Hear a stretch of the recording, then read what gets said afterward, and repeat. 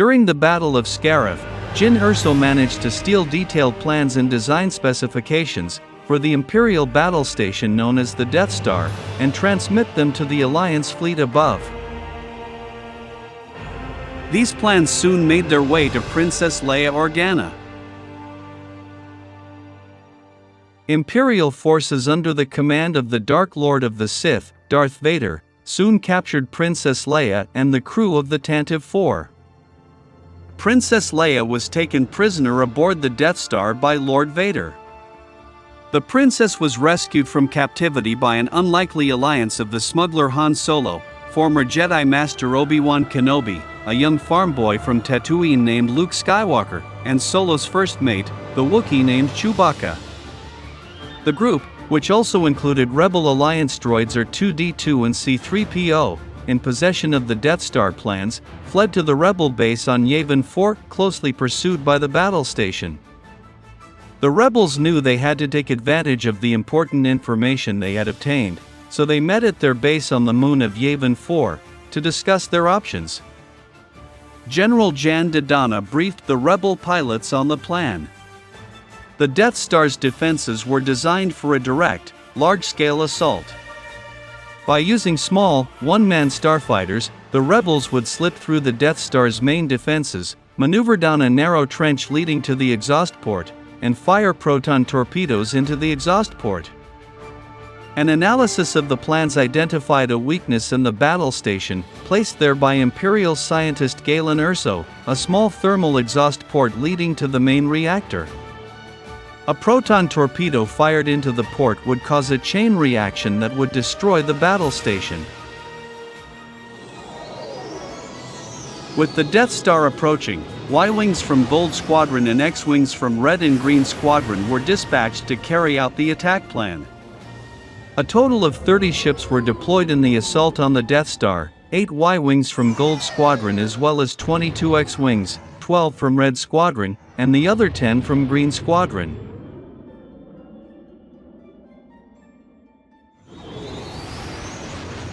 The starfighters weaved through the turret emplacements, destroying many as they passed. Red 6, Jek Tono Porkins, was the first to be destroyed in the volley of turret fire.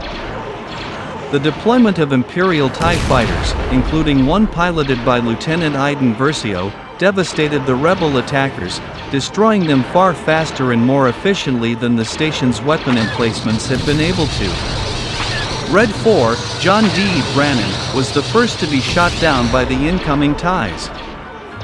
Sometime into the battle, Imperial officer Jude Eddie Vaughn, aboard the Death Star, identified the threat of the rebels' attack strategy and attempted to warn her superiors of the danger. However, Grand Moff Wilhuff Tarkin ignored the warning and refused to evacuate. Informed by Lieutenant Tundris that the rebels were avoiding the turbo laser fire, Vader himself decided to lead a squadron of TIE fighters to destroy the remaining rebel fighters. This would be the only Imperial squadron launched during the battle.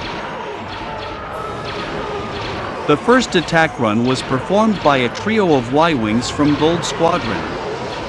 The 3 Y-Wings, led by Gold Leader, John Vander, with Gold 2, Dex Tyree, and Gold 5, Davish Krail, escorting, attempted to make a shot on the exhaust port but were shot down by Vader. A second trench run was performed by a trio of X-Wings, from Red Squadron flown by Red Leader, Garvin Dryce, Red 10, Theron Net, and Red 12, Puck Nico. Darth Vader picked off Net and Nico, but Dryce was able to fire off a shot at the exhaust port. However, his proton torpedoes missed their mark, only scratching the surface. Before being shot down by the Dark Lord, Dryce ordered another attack run. For his part, Vader sensed this power himself, and found firing on the fighter unusually difficult, with his single hit only putting R2-D2, who was serving as the fighter's astromech droid, out of commission. When the Dark Lord prepared to finally shoot down the enemy, his wingman backstabber was suddenly shot down from above beside him. The source of that attack was the Millennium Falcon diving out of the nearby star's light. Han Solo and Chewbacca, believed to have abandoned the rebels prior to the assault, unexpectedly returned to assist Skywalker in his most desperate moment. Chewbacca had been urging Solo to return, with Solo's conscience finally getting the better of him, when he decided he needed to help Skywalker, whom he had befriended. Momentarily distracted by the intervention, the Dark Lord's remaining wingman missile collided with his ship, and both spiraled out of control. The TIE fighter pilot flew into the side of the trench and knocked Vader away from the Death Star, and this allowed Skywalker to fire his shot. With the aid of the Force, the torpedo shot along the trench and entered the shaft perfectly.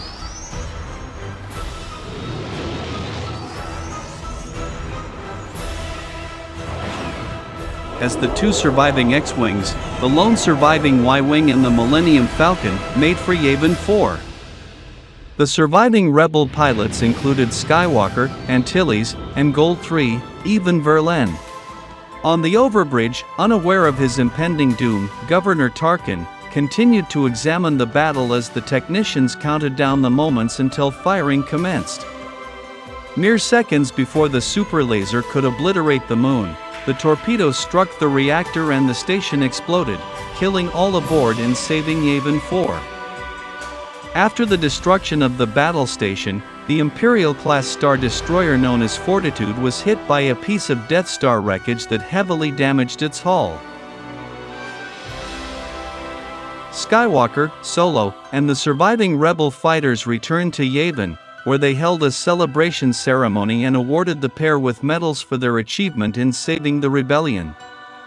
Mothma, having heard of the victory, permanently discarded her contingency plan to surrender to Palpatine.